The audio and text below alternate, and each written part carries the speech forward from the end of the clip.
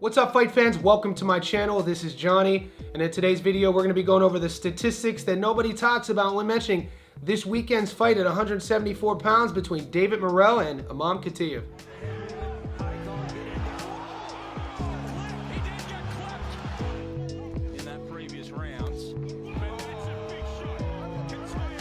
Guys, before I continue, I want to say thank you to all the new subscribers. Thank you to everybody who's been with me since day one. If you haven't already, could you please remember to like this video? Also hit subscribe and do one more thing for me. Go down to the bottom of your screen, find the bell icon, click that so you never miss a video. All right, guys, we continue our really busy and exciting week in boxing with a fun fight at 174 pounds, guys. This fight takes place on the undercard in New York City, headline between Edgar Berlanga and Hamza Shiraz. I've already broke that fight down, analyzed it, gave you my prediction. So if you haven't seen that, be sure to watch it. That video is linked in this video's bio. Also, right now in the comments section, before I continue, who wins that fight? Pretty 50-50 in all the comments section, Berlanga or Shiraz. Moving forward on the business at hand, it's an intriguing fight at 174 pounds. We last saw David Morrell in his only loss against David Benavidez. This will be his third fight at 174 pounds. The Benavidez fight was his second. And in my opinion, it's one of those fights for me, even though the guy lost, Morrell, I learned a lot about him. And a lot of these lessons I learned were all positive going into this fight. He takes on a very tough, undefeated Imam Khataev. Khataev was on a 100% knockout streak until his last fight. We covered that fight against a really tough Derval Palacios. He got the victory, didn't get the stoppage, and it's business as usual. That victory propelled him to the world stage against a very gritty, skilled southpaw in David Morrell. So in this video, we're going to be breaking down both fighters' careers. We're going to talk a little bit about how they go about their business, and stay tuned to the end of the video. That's where I'll be going over the current Las Vegas odds. I'll also give you my prediction and tell you where to put your money. All right, guys, for all you Aussie fans, you'll know the name Imam Khataev. He's not a born Australian, but he's kind of an adopted son. Managed by George Kambosos Jr.'s father, Jim Kambosos. In the last few fights, we've seen him fight on Australian soil. His most recent one was a tough, gritty victory against Derval Palacio. In that fight, you see the orthodox fighter put his chin down with Khataev. He's always going to want to land power shots. He pretty much has one gear in terms of what he wants to do: pressure you backwards, be on his front foot, and break you down and bully you. We're going to see an interesting stylistic matchup because he's going to be going up against a very slick, skilled southpaw in David Morrell. And don't let his Cuban flag and his bio fool you. Historically, we know about the Cubans like to move. They use a lot of left to right lateral movements to evade. Morrell will do that, but he has knockout power. He has a lot of skills at 174 pounds, and I feel even though he got his first loss of his career against Benavidez, he's going to take a lot from that loss. We know how good David Benavidez is, and in my opinion, it's going to be one of those instances where you roll over after a loss against a world-class guy and you add things to your tool belt. Both guys are dangerous with their backhands. Both guys have knockout power. Just look at their knockout to win ratio. It's going to be interesting what game Morrell chooses to play right off the bat. We know what game Khataev plays. It's the only game he knows. Pressure you back, bully you, land his backhand. The thing that Khataev does really well is his power. We did see in his last fight, though, Palacio overcame that offensive arsenal and drew Khataev into a later round fight, and you started to see some of the holes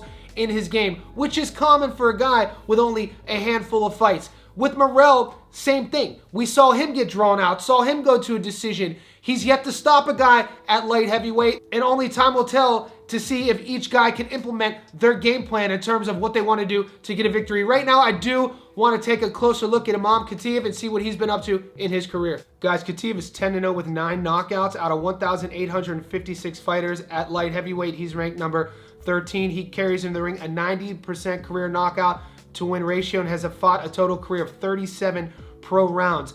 The 30-year-old is an orthodox fighter standing at 5'10". He was born in Urus-Marton, Russia, but calls Sydney, New South Wales, Australia home. We last saw him fight Derval Palacio, 14-3, won a UD in the 10th. Menendez, 11-0, stopped him in the 3rd. Moderna, 31-12, stopped him in the 7th. Bolotniks, 20-7, stopped him in the 6th. Ludovac, 17-12, stopped him in the 2nd.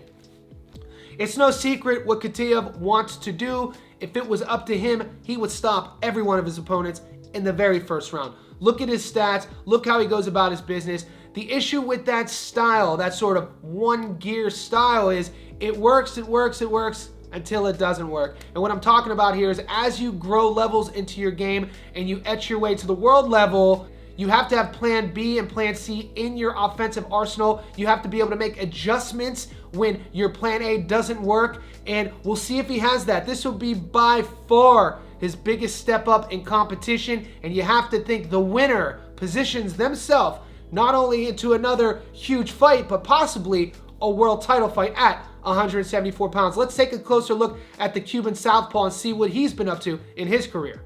All right, guys, Morrell is 11-1 with 9 knockouts out of 1,856 fighters at light heavyweight. He's ranked number 5. He's fought a career total of 66 rounds and carries into the ring an 82% career knockout to win ratio. The 27-year-old Cuban is a southpaw standing at 6'1" with a 77-inch reach. He was born in Santa Clara, Cuba, but calls Minneapolis, Minnesota, USA home. We last saw him fight David Benavidez, 29-0, lost the decision in the 12. Kalachik, 29-2, won a UD in the 12. Ajekbo, 28-2, stopped him in the second. Fasal, 24-1, stopped him in the first. Yerba Sanuli, 16-0, stopped him in the 12th. David Morrell is a guy that a lot of people actually, in his last fight, had him beating David Benavidez before the fight started. I wasn't one of them. You can check my fight prediction playlist.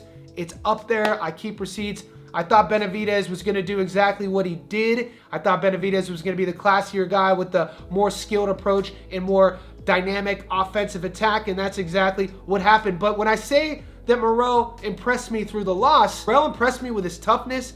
He impressed me with his durability. His hand speed is world class. We knew he was going to do that. And his willingness to trade. And it was a fun and exciting fight, even though I had Benavidez winning most rounds. The reason why this matchup is interesting is because you have two fighters at 174 pounds, both with under 90 total rounds of boxing experience. It's no secret what they want to do. They want to get their job over quickly with their power. So I don't expect this fight to go too long. When I look at these fighters side by side, Khataev's going to be the naturally bigger guy, his frame. He's going to cut more weight to make 174. I actually have to give him the power advantage as well. But other than that, I have to side with Morrell on his height, his reach, the dynamic southpaw, his skill set, his style. I think he has more options in terms of how he goes about his business offensively. He has better footwork. In Khataev's last fight, we saw him fade. We saw him think that he was going to be able to steamroll Derval Palacio, and when Palacio used his toughness to get through that early barrage, went to the decision. What we saw was a very sloppy guard in Khataev. He drops his hands. He doesn't have a lot of head movement, and he's been a guy thus far in his career who's just relied on his power and his chin to get the job done. Before I give you my prediction, I do want to take a closer look at these Las Vegas odds. Remember, guys, I do live streams on the daily. In those live streams, that's where we go over method of victory, prop bets, over and unders, and long parlays. So in this prediction, I'm only going to give you my money line parlay.